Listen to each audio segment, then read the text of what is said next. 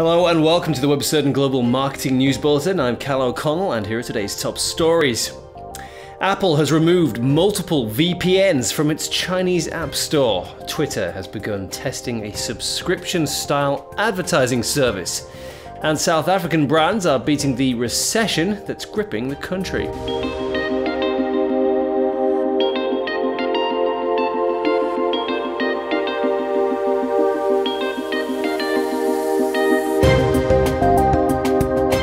Apple has made the decision to remove 60 VPN apps from its App Store in China.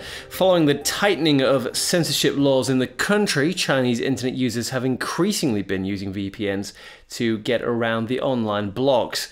Whilst not all VPNs have been removed, it marks a clear decision by the company to support the Chinese stance on censorship. Apple said that the apps that were removed contravened new regulations in the country.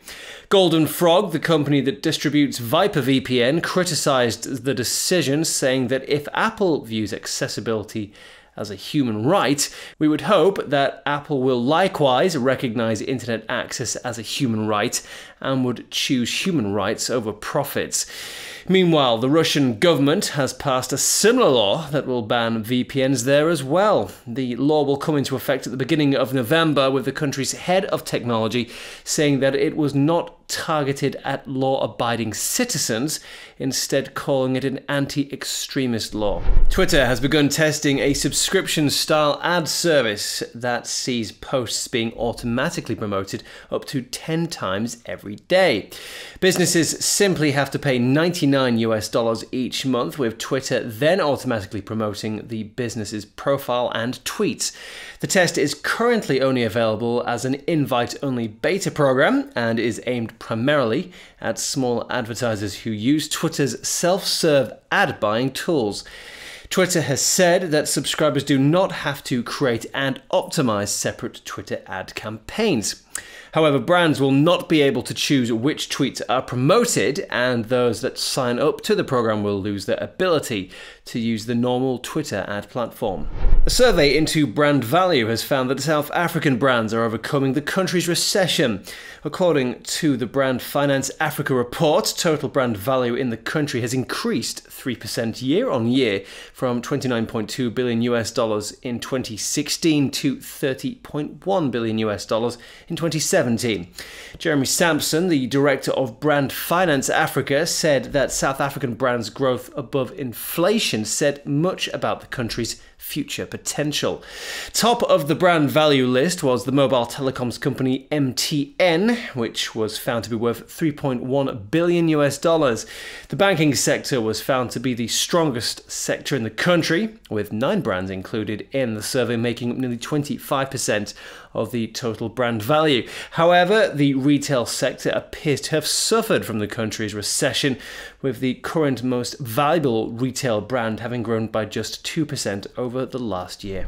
Digital advertising has been found to be responsible for more than half of the UK's media ad spend. Figures released by the Advertising Association showed that online advertising grew by 10% during Q1 2017, with mobile growing by 36% year on year. This means that the value of digital advertising in the UK is now higher than it's ever been. This compares well against the total media ad spend in the country, which grew at its lowest level since early 2013. The data also shows that large retailers, particularly supermarkets and major food brands, reined in their TV spending by 25% during the first quarter of 2017. Before the end of the year, it's forecasted that UK ad spend will grow by 5.5% from the end of 2016. And finally, Google has announced the launch of YouTube Go in Nigeria. This means that Nigerians will be able to view videos on the platform whilst not connected to the internet.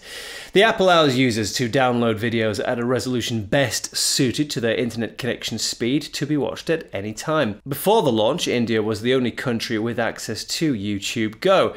As in India, the app is aimed at those with poor internet access, which includes most of Nigeria's 93 million online population.